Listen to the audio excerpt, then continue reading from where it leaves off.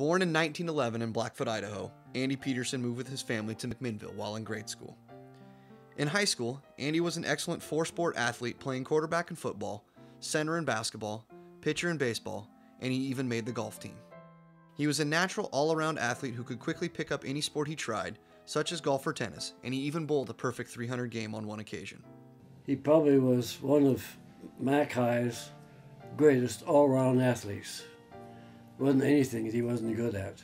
I remember one time even, a bunch of us guys were playing pool one day, and he had never even played pool. He picked up a cue stick and he beat us all. Just a natural, all his coordination and everything. He was a great athlete. But baseball would prove to be Andy's best sport. He was a talented pitcher with an excellent fastball who occasionally filled in as an outfielder. He quickly developed into an outstanding hitter as well. After graduating as the valedictorian of his class at McMinnville High School in 1929, Andy set off to study law at Willamette University in Salem, while playing both basketball and baseball. He would go on to have one of the best collegiate baseball careers of his time, with perhaps his biggest personal achievement coming during his first season when he pitched a perfect game with 14 strikeouts. This was the first perfect game pitched at any level of the sport in 5 years. He was the team's best pitcher and hitter and one of the most heavily recruited pitchers in the country. Andy received a very attractive offer from the Detroit Tigers following his sophomore season, but chose to turn it down to finish his education. Andy's great play continued over the next 2 years, achieving 2 more perfect games, a conference championship, and a tour of Japan and Manchuria with the University of Hawaii's traveling squad. As the best pitcher on the team, Andy was often called upon to pitch 2 or 3 consecutive games. He also led the team in hitting with a career average of .555. After graduating as the class president of Willamette in 1933, Andy received professional baseball offers from the Detroit Tigers, Chicago Cubs, Cleveland Indians, and St. Louis Cardinals before signing with the New York Yankees. Despite a successful training camp pitching against future Hall of Famers Babe Ruth and Lou Gehrig, the powerhouse Yankees decided to move Andy to their minor league affiliate in Newark, New Jersey. It was only a matter of time before he would be called up, but Andy was getting homesick and after a few months decided to leave the Yankees. After a tryout with the California Angels, Andy eventually signed with the Portland Beavers in January of 1934. Andy was an immediate contributor to the AAA ball club, but spent only 1 full season with the team due to nagging arm injuries. In 1935, Andy left baseball to pursue his business endeavors and marry his high school sweetheart Irene Kaufman. He started Andy's Texaco, which was a full-service station on the corner of 3rd Street and Galloway in downtown McMinnville. He was a great employer, as he owned Andy's Texaco downtown, and I worked there for them. Whatever hours you could work, he would work around your schedule as far as school was concerned. It was a place where a lot of people, particularly teachers, bought gas, and because of Andy and how he did the service and was always friendly. I would say that in that period of time, his business was probably one of the top service stations in the community.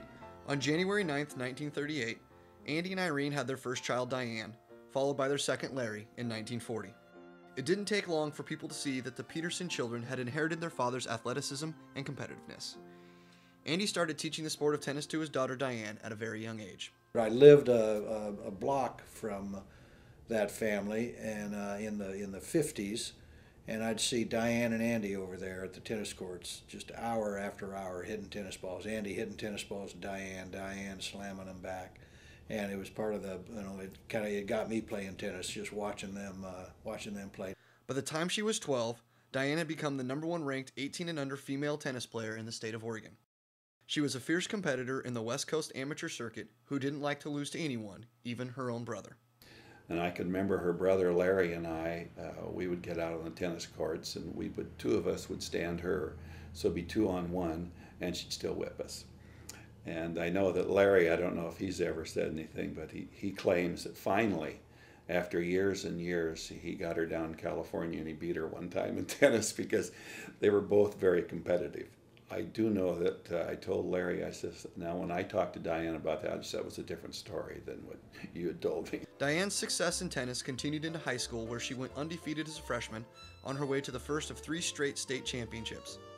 Her amazing 50-match win streak led the Oregonian newspaper to label her Oregon's Net Queen. By now, Diane had become the #1 ranked under-18 female tennis player for a region that spanned all of Oregon, Washington, Idaho, and southwest Canada. She achieved all this despite having mild asthma. But tennis was not the only activity that Diane participated in. She also played 2 years of varsity basketball while being involved in several other extracurricular activities like managing the girls' swim team and being a member of the rally squad. Diane's involvement in a wide variety of activities was a common trait of the Petersen family instilled upon them by their father's example.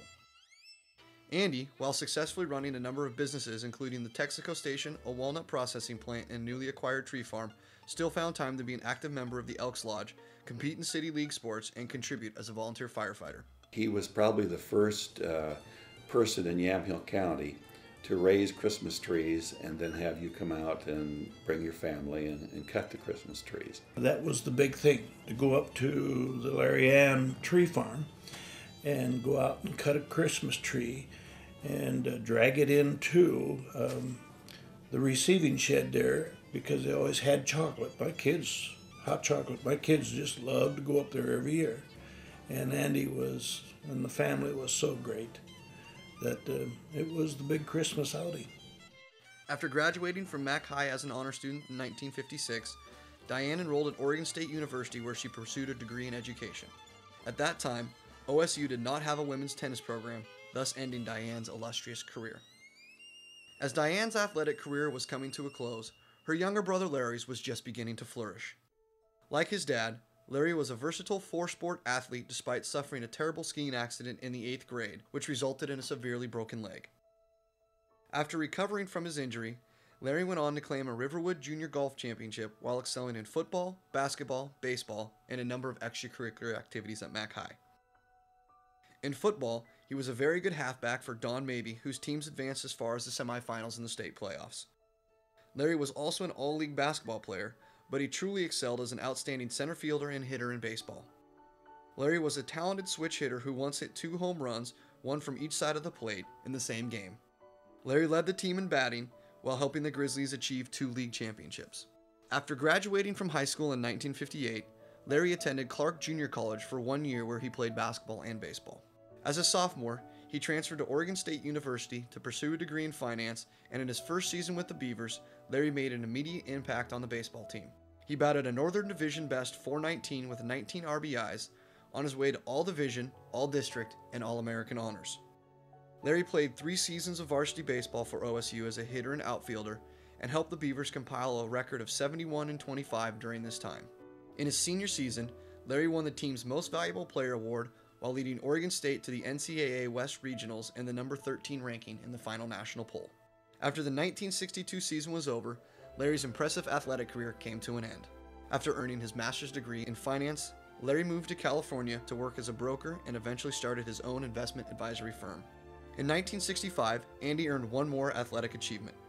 The 3-time All-Conference pitcher was inducted into the NAIA Hall of Fame for his incredible collegiate career. In addition to that, Andy was now a Michael Book Club champion in golf, which was another sport he enjoyed playing with his daughter. Diane, who is now a graduate of Oregon State with a degree in education, was teaching homeroom classes at Newburgh Middle School, but continued to live in McMinnville because she loved it so much there. Kids could develop a relationship with her because she cared. And she cared more than just having a kid as a student. She was an outstanding teacher, and a lot of the kids in Newburgh remember Diane Petersen. As a member of Michael Book Country Club, she would go on to win 14 straight women's club championships from 1964 through 1978. She was dominating golf in McMinnville like she had dominated tennis in the Northwest. On May 26, 1984, Andy Petersen died from natural causes at the age of 73. He was one of McMinnville's first sports heroes and most successful businessmen, with all 3 of his businesses lasting almost 30 years.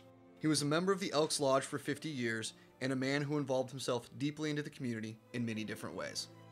More than any other Petersen endeavor, the Larry Ann Tree Farm held a special value to Diane and Larry. They both inherited half of the property and decided to keep it as a family-run business for many years to come. In 2006, another Petersen was inducted into a Hall of Fame. This time it was Larry, who was being honored by Oregon State University for his All-American baseball career. It was an honor that came not a moment too soon, as his big sister's health was in question. Just 2 days after attending that ceremony, Diane passed away from natural causes at the age of 68. The Petersen family achieved countless accomplishments between them. Though their sports achievements will forever remain in record books, athletics alone is not what the people of McMinnville remember them for. And Andy was always a tremendous individual and gentleman. You always felt good around him. He came to probably all of the athletic contests that I participated in along with his son, and you could always hear him in the bleachers yelling encouragement to you.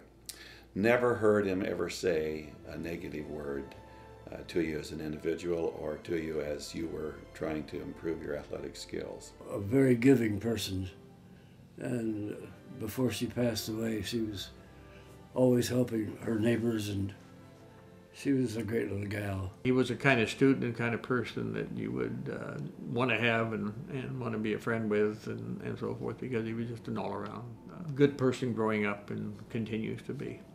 I have nothing but the fondest memories of the Petersen family, because they set the general trend and direction that good families ought to look at and go. And I think that one of the really outstanding things about Larry and Diane is that type of personality and that type of competitiveness rubbed off on other kids around them, because you saw how competitive they were and what fine, upstanding individuals they were. And consequently, you thought to yourself, you know, I'd like to be like that. And so I know a lot of kids, including myself, probably looked at them as role models in many ways.